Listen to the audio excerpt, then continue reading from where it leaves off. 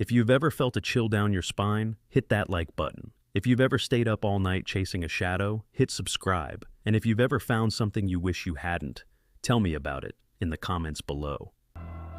The night the world ended for Dr. Elias Thorne began with the soft, insistent hum of a surgical instrument and the metallic tang of an antiseptic he knew better than his own name. It was 3 a.m. in the sterile, high-tech operating theater of his private clinic, a place built on the promise of second chances and quiet miracles. Tonight, however, it was a tomb. Elias was a genius, a man who could rebuild a human nervous system like a child assembling Legos. His latest project, funded by a secretive and powerful pharmaceutical group called S3 Pathways, was on the cusp of a breakthrough, a neural interface that could restore movement to the paralyzed, sight to the blind. He was so close he could almost taste the future. Then the lights went out.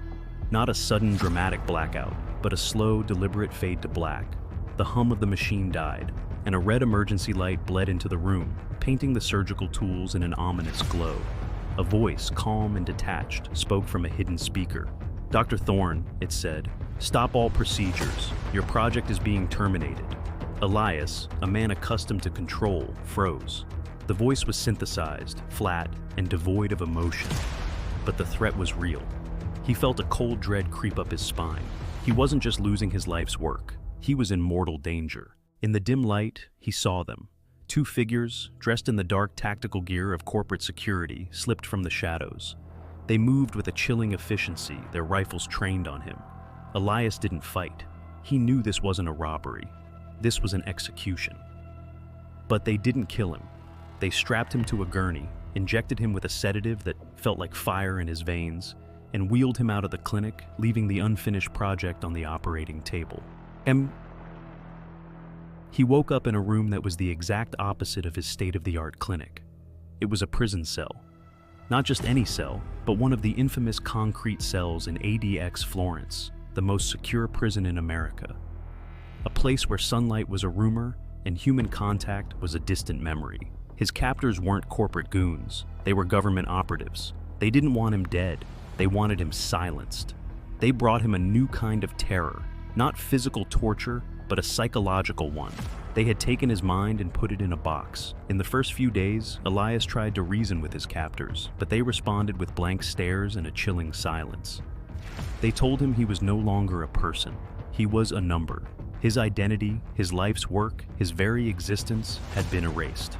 A week later, they began the experiment. They brought in another man, a fellow inmate, and locked them in a room together. The man's name was David. David was an artist, a man with a mind as fractured as a broken mirror. He was a paranoid schizophrenic who spoke in a language of symbols and numbers, of conspiracies and shadows. Elias realized with a growing horror that this was the real project. S3 Pathways was not a neural interface to heal people. It was an interface to control them.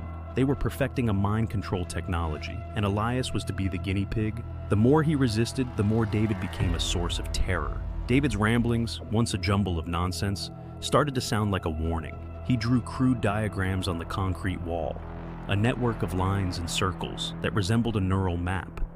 He whispered numbers that, when Elias analyzed them, corresponded to the very code he had used in his research.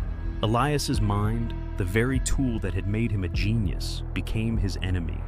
He saw shadows that weren't there. He heard voices that echoed David's ramblings, turning them into a menacing chorus. He was a scientist, a man of logic and reason, and yet his reality was crumbling.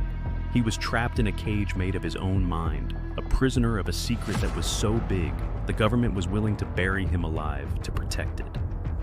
But the real twist came one night during a routine medical examination. As Elias sat on the cold steel table, a nurse, her face a mask of anonymity, slipped a small folded note into his hand. It was a single line of text, scribbled in a handwriting he didn't recognize. The code is not a weapon. It's a key. The note sent a jolt of electricity through him. He had been so focused on the terrifying new reality of his code that he had forgotten its original purpose. This was a signal from the outside, a lifeline from someone who knew what he was working on, who knew he was alive. As Elias's captors closed in on him, he knew he had to find a way to get out of ADX. He wasn't just fighting for his life anymore. He was fighting for his legacy. He was fighting for the truth. But he had no idea what was waiting for him outside the walls.